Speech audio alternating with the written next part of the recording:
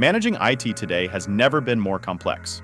From increasing cybersecurity risks to rising costs and the struggle to hire skilled professionals, many organizations are finding that trying to do everything in-house just isn't sustainable. That's where IT outsourcing comes in, not just as a cost-cutting measure, but as a way to strengthen security, unlock scalability, and refocus on what truly drives business growth.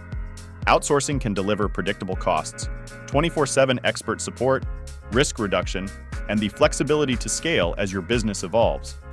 It also helps organizations stay ahead of rapid technology changes without overburdening internal teams. At the same time, it's important to weigh potential challenges, like vendor lock-in and compliance concerns, and plan ahead to avoid them.